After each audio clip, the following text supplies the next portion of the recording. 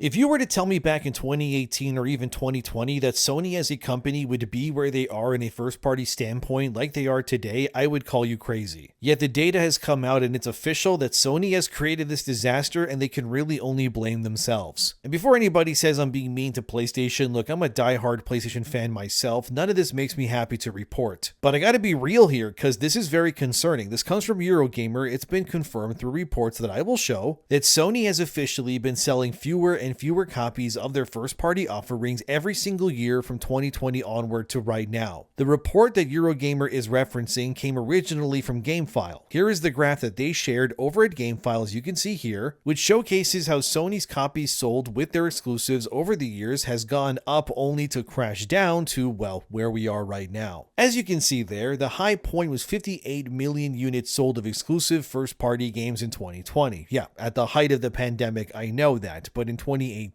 Sony still had 54 million units sold too. In 2018, if you remember, that's when hits like God of War's Norse Saga began and Spider-Man from Insomniac officially came out too. So that's not really a surprise at all because both of those games were Sony just firing on all cylinders if you ask me. 2018 God of War was peak Sony first-party gaming, let's be real. Sales then dwindled by over 15 million first-party game sales when Spider-Man 2 came out versus when Spider-Man 2018 came out. It's a massive drop, right? That is, for sure. Again, the fact when Ragnarok came out in 2022, Sony was already down 10 million units or so to have it drop to where it is right now, which is 32 million copies. With a low point in 2024 of 28 million copies for the whole year. That's, well, not very good. As GameFile says it here, every year since 2020, Sony has been declining in first-party sales, and it's not getting better, which that's worrying. Of course, yes, 2020 was the best because besides everybody being locked inside due to what was going on in the world, the PS5 also launched in November that year. Also, Ghost of Tsushima came out that summer in July, and The Last of Us Part 2 also dropped that year too. And while the leaks surrounding The Last of Us were rampant, to say the least, people didn't actually believe what happened in the story was real that was getting shared online. So they bought the game, out of loyalty to Naughty Dog, and then they found out, well, yeah, the leaks were real alright, and Joel was getting his head resized, let's put it that way. As GameFile says it here, 2024 especially was the worst year for Sony's first party, as games like Astrobot, which won Game of the Year, only sold modestly, which honestly that's unfortunate to me. And then there was Concord, which unfortunately also happened, and that was a $400 million black hole too. The only somewhat modest rebound according to GameFile was Ghost of Yote, but that wasn't even enough to circumvent the trajectory of Sony's loss in sales either. Because in general, people are just not buying these first party games as often as they used to. Looking to the future, we have Wolverine, which should sell, I think, maybe, we'll have to see, I guess. I'm sure it will probably do good enough to be at least profitable, unless there's some inevitable big controversy, which, oh right, actually, there was some dumb controversies, aren't there? For example, as GameSpot reported recently, the Wolverine game won't feature the X-Men as a team because they don't exist yet in the canon of this version. It's not really the problem. However, weirdly as seen here where I highlighted, the game will feature something called Team X, which is basically the same thing. They're just not called the X-Men, but it's too early to say so far if this name won't be adopted by the end of the game, or if Insomniac is just removing the name X-Men entirely for this Team X instead. I won't say that for sure because we just don't know yet. But that already annoyed people online because what's wrong with the name X-Men? Well, as of now, they're just not using the name. And they're probably not using it because, the part of men in the X-Men is offensive to them. I have no idea. But besides Wolverine, you also have Intergalactic, which at this point, who knows when that's even going to come out. The last true new game from Naughty Dog was Last of Us Part 2 in 2020. Besides that, they remade Part 1 due to the HBO show that came out. But besides that, it's now been 6 years so far, almost to the date of Naughty Dog's next actual new adventure from the studio, and beyond this, we don't really know how much of what's coming at all. So this brings me back to the question, what's going on with Sony's first-party games? Like GameFile said, they're down a staggering amount of copies not being sold year over year. I mean, sure, we have God of War Laufey coming, but that game has become nuclear waste at this point depending on who you talk to. A lot of people are just tired of what Sony has been doing with their first-party titles. I don't really blame them. Every franchise at this point, besides Wolverine, I guess, but the jury is still out on that one if he gets replaced down the line. My guess is likely by X23 at some point, like they did with Peter with Miles. So really, every franchise now will just star mostly women at Sony. And it's interesting how this change in direction directly reflects the sales numbers too. Because this doesn't just happen out of nowhere, okay? This is because of calculated decision making. Other websites sites also find this concerning too, like Insider Gaming is seen here, where they call this whole thing a collapse, which, yeah, that's worrying. As Insider Gaming then states there, Sony lost 30 million copies in sales from 2020 to 2024. That doesn't just happen for no reason. I think the other big reason that this is all happening is because, well, Sony, honestly, they're prioritizing the wrong things. Not just games that people aren't really excited for, I also mean the live service offerings too. When you actually looked at the numbers and what's been made, and another big key, what's been actually released, well, that's where this gets very weird and very concerning. So I looked into it. From 2020 to right now, Sony has only released, and I'm not kidding by the way, 3 live service games from their first party studios that have actually made their way into players' hands. So the first was Destruction All-Stars in 2021. That game has already, as GameIndustry.biz reported here a bit ago, All-Stars is already all offline. It's delisted. The game is gone forever. It's never coming back. So that was the first one. The second was Helldivers 2 in February 2024, which is probably one of the biggest success stories in Sony's entire 6-year live service strategy so far. Helldivers 2 made a lot of money, sold over 10 million copies, and despite having controversial changes made to the game over time, it's still going strong, I guess. So credit where it's due, that's a big success. A slam dunk in terms of money made and all of that for Sony. The third and final game was Concord in the summer of 2024, which I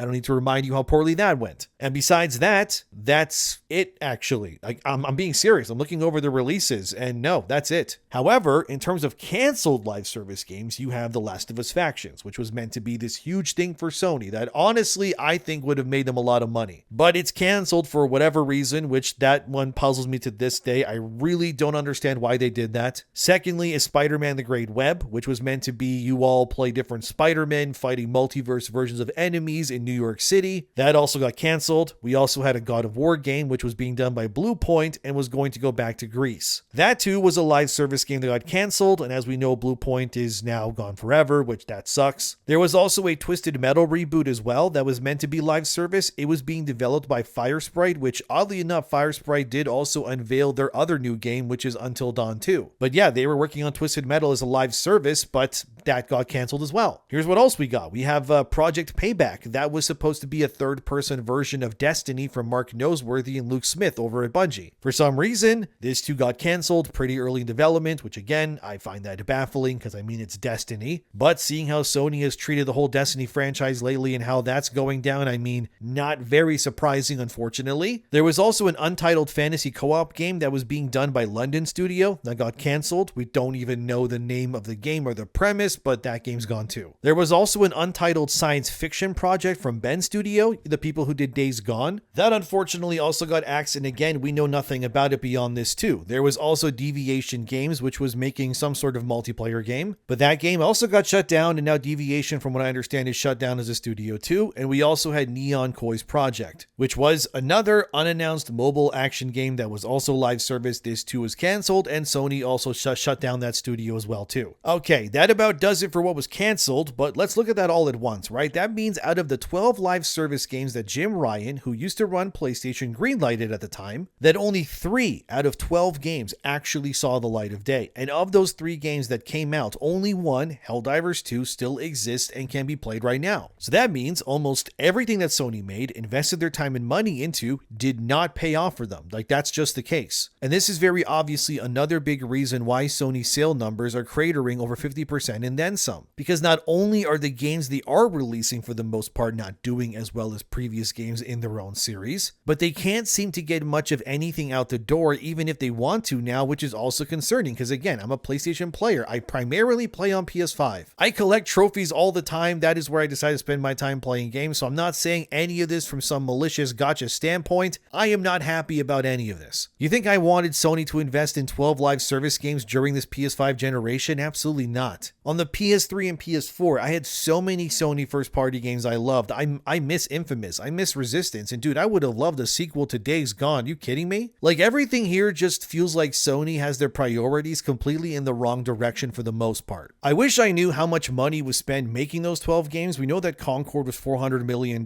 so I would wager all of this combined has to be somewhere in the billion-plus range easily. That has to be it. Despite this 1 in 12 game failures being a reality, there is still also 5 games, or I guess 4, since 1 is out already to come in terms of live service from Sony. So obviously we first have Marathon. That's out already. It's in its 2nd season right now. That game is alive at least, which I mean is better than the other 11 games I already mentioned. Beyond this, we have Fair Games, which is from Haven Studios. I don't think this game will see the light of day if I'm being real. It's from ex-Ubisoft developers. It looks very generic. It's an extraction shooter. Again, my money is on Sony probably canceling this within the year. We also have Horizon Hunters Gathering, which that one is probably most likely going to come out at the very least. Obviously, that new Horizon game is PvE focused, not PvP, which was smart of Sony and Guerrilla to do. Because at the very least, the more casual players can then team up and take down big robot dinosaurs like it's Monster Hunter pretty much. Now, will Horizon Hunters do well enough to stay alive? I don't know. But if I had to guess, it will at least come out and be playable. I don't really see that one being canceled since it's so far in development, and Sony has already showcased it at least twice. There's also Project Skyline, which is a high-budget MMO that is based on the Horizon game series again, which that's real, they're doing that. That game, however, is being developed in partnership with NC Soft, which is a very big South Korean company known for MMOs and stuff like that. Will that see the light of the day? I would say maybe. Will it do well though? I'm not really sure. But I mean, if it's like South Koreans and they're adding their magic to the game, maybe they could turn it into a winner. Maybe. Then there's also another live service game, which is claiming to be something akin to Super Smash Bros.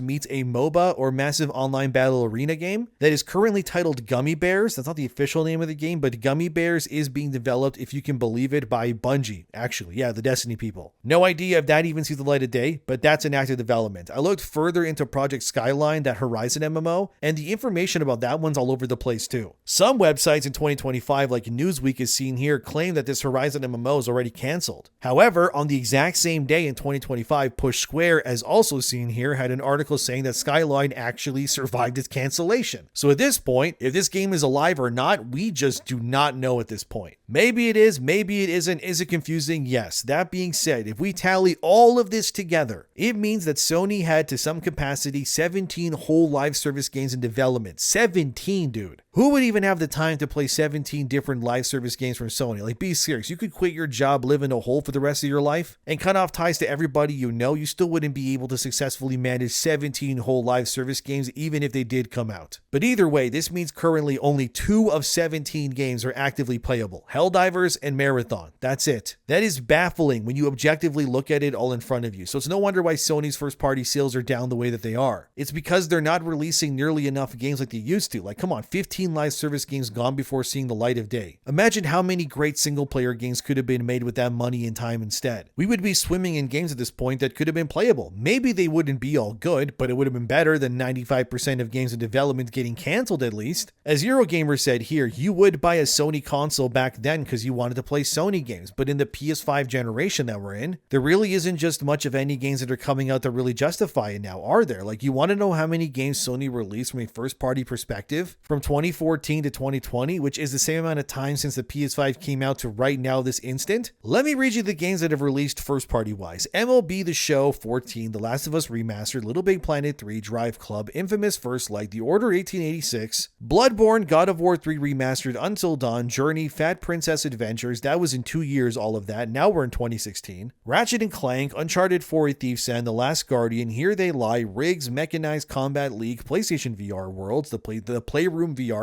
Gravity Rush 2, Horizon Zero Dawn, MLB The Show 15, 16, and 17, Farpoint, Uncharted, The Lost Legacy, Knack 2, Gran Turismo Sport, Everybody's Golf, The Inpatient. Now we're heading into 2018. Shadow of the Colossus Remake, God of War 2018, Detroit Become Human, MLB The Show 18, Spider-Man 2018, Daracene, Astrobot Rescue Mission, Days Gone, MLB The Show 19, Blood and Truth, Death Stranding, which was published by Sony. And then in 2020, you had MLB The Show 20, Dreams, Neo 2, which was published by them, Iron Man VR, The Last of Us Part 2, Ghost of Tsushima, Spider-Man Miles Morales, Sackboy A Big Adventure, Demon's Souls Remake, and Astro's Playroom, which was built into the PS5 when you bought it. So besides that final year there, which overlaps, if we count every game Sony has released in the same period from 2014 to 2020 compared to 2020 to right now, Sony has released approximately upwards of about 50 plus games, give or take, from a first-party perspective. From 2020 to 2026, Sony has released roughly 35 or 36 games to some capacity, although a chunk chunk of those are published but not actual first-party games. Examples like Death Stranding 2, Stellar Blade, Rise of the Ronin, Ghostwire Tokyo, Deathloop, or Predator Hunting Grounds, all published by Sony, but not first-party developed, so a bit lower than that. Either way, a big drop-off, and remember, about 15 other games were cancelled, like I said before, that never saw the light of day either due to live service stuff. It's kind of bleak, man. I gotta be real. It is funny how people on Twitter will say, you never criticize Sony. I do, quite often actually, and let this video be a testament to that as well. This is not good. Like, I get it, some of these live service games make sense like Helldivers, but again, why are you making 17 of these things, my guy? Like, sadly, even out of like the 2 games that still exist that Sony is able to profit on these days, like Marathon isn't even doing too hot. Insider Gaming reported here in May that Bungie lost around $765 million.